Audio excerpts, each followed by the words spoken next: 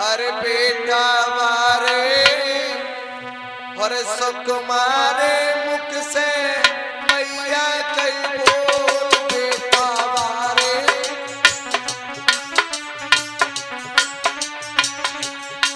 बेटा मारे सुकुमारे मुख से मैया कई बोल बेटा मारे।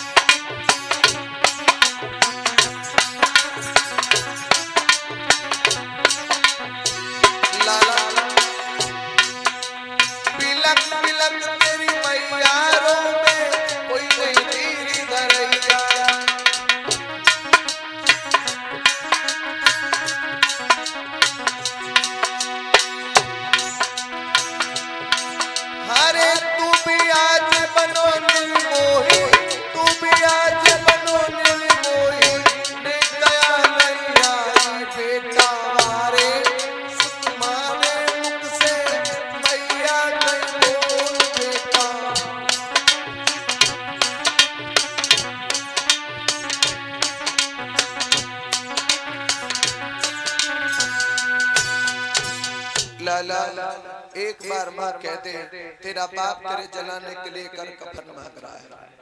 अरे संत बोले अगर कर कफन नहीं लूंगा तो मेरा धर्म नष्ट हो जाएगा, क्योंकि वो दिन याद करो जिस दिन तुमने हमें घड़ा नहीं उठवाया तुम्हारा धर्म नष्ट हुआ जा रहा था। उस दिन तुम्हारा धर्म नष्ट था, आज मेरा धर्म नष्ट है, इसलिए बगैर कर कफन के मुर्दा नहीं जलेगा।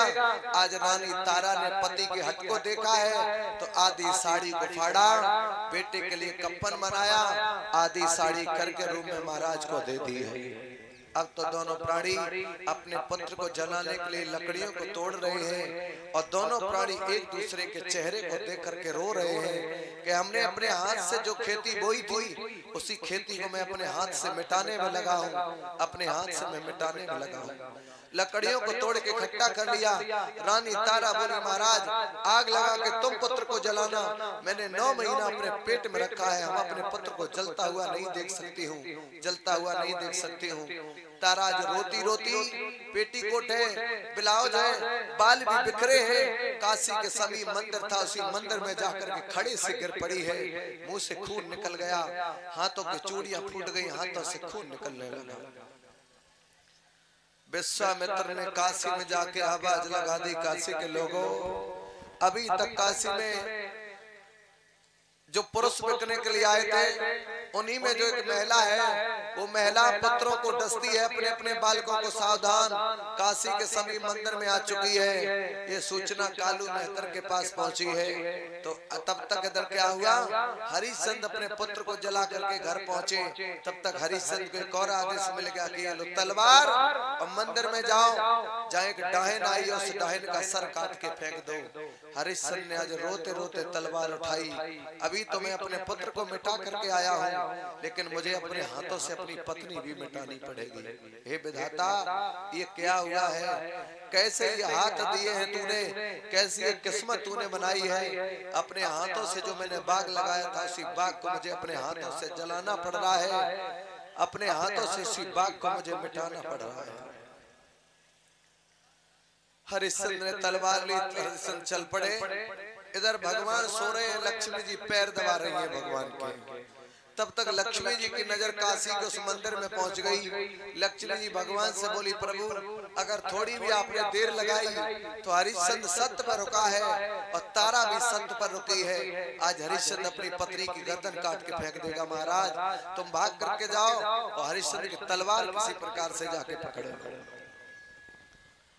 इधर हरिश्चंद्र काशी के मंदिर में पहुंचा। हरिश्चंद्र ने जैसे ही क्या काम किया है, केस पकड़ के तारा को खड़ा किया और तारा के चेहरे को देख करके हरिश्चंद्र ने कहा तेरा बेटा खत्म हो गया, उस बेटे के आधार पे तू दूसरे के बेटों का आहार करने लगी। म्यान से तलवार निकाली और गर्दन में जैसे ही मारने के लिए चले भगवान प्रकट हो गए। भगवान ने उस तलवार को पकड़ लिया है। बोलिए गोविंद भगवान की। ठहर जाएगी हरिश्चंद्र। विश्वामित्र भी प्रकट हो गए असली रूप धारण करके, वशिष्ठ भी प्रकट हो गए, धर्मराज भी आ गए। और वशिष्ठ तो एक ही बात चिल्लाते हरिश्चंद्र की जय हो, हरिश्चंद्र की जय हो। हरिश्चंद्र ने आंखों में आंसू ले लिए, महाराज जय किसकी हो? बोले क्यों? बेटा भी चला गया, अब तो जय से कोई फायदा नहीं है, जय से कोई फायदा नहीं। भगवान ने अपना दुपट्टा लिया, तारा की तरफ फेंक दिया है कि तारा लो अपना तुम तन को ढक लो, तुम अपने तन को ढक लो। तारा ने अपने तन को तो ढक लिया है और तन को ढकने के बाद तारा भी बिलखती बिलखती कहने लगी प्रभु ऐसे तन ढकने से कोई फायदा नहीं, जिसका मन खराब हो गया हो उस मन को ढकने से कोई फायदा नहीं। बोले क्या हो गया? मेरा पुत्र चला गया, मेरा पुत्र चला गया। नहीं, अपने पुत्र को आवाज लगाओ। नहीं, मेरा बेटा तो जल चुका है, नहीं आएगा लौट के। आवाज लगाओ। जैसे ही तारा ने आवाज लगाई बेटा रोहतास हुए भागता हुआ उधर से आया। गुरु गोविंद दो खड़े काके लागे पाए, बलहारी गुरु आपके जो गोविंद दिए मिलाए। सबसे पहले माता पिता को प्रणाम किया है, पिताजी तुम नहीं होते तो हम नहीं होते। उसके बाद गुरु को प्रणाम किया, गुरु विश्वामित्र तुम नहीं होते तो आज मेरे प्रभु नहीं होते। उसके बाद भगवान के चरणों में प्रणाम किया। तो कहने का मतलब सबसे बड़े अगर दुनिया में है तो भगवान से भी बड़े हैं तो हमारे माता पिता हैं। अगर माता पिता ने जन्म न दिया होता तो मुझे गुरु नहीं मिलता, और गुरु मुझे न मिला होता तो मुझे भगवान कभी नहीं मिलता, मुझे भगवान कभी नहीं मिलता। तो ये भगवान से बड़े हमारे माता पिता हैं। इन माता पिता को अपने जीवन में प्यारे कभी ठोकर मत देना, इन माता पिता का आशीर्वाद सदा लेना। तुम समाज में दिन दूने रात चौगने बढ़ते चले जाओगे, चौगने बढ़ते चले जाओगे। भगवान ने दोनों को वरदान दिया, वरदान मांग लो। तारा ने प्रभु से वरदान मांगा, हे प्रभु जब जब हम इस दुनिया में आए तो मुझे यही पति मिले और यही मुझे पुत्र मिले, इन्हीं से मेरा कल्याण होगा, इन्हीं से मेरा कल्याण होगा। बोलिए गोविंद भगवान की। तो पुखरावा की कितनी ऐसी माताएं हैं जो ये सोचती हैं कि जो पति तुम्हें अब की बार मिले ये तुम्हें फिर मिले। हाथ उठाइयो।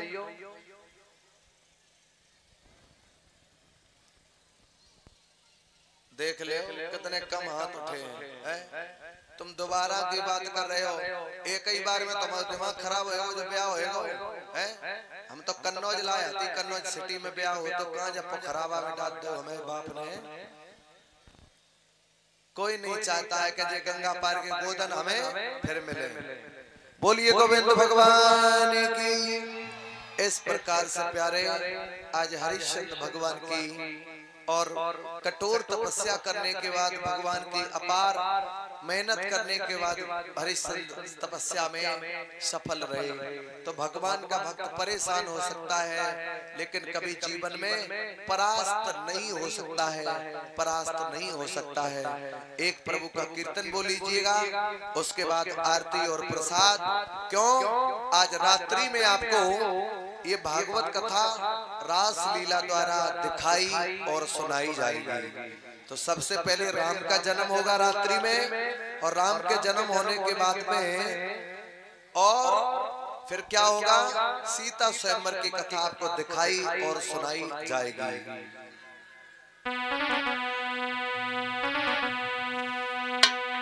हरे तेरी राधा रोबती और ये अकेली मेरे काना छोड़ी द्वारी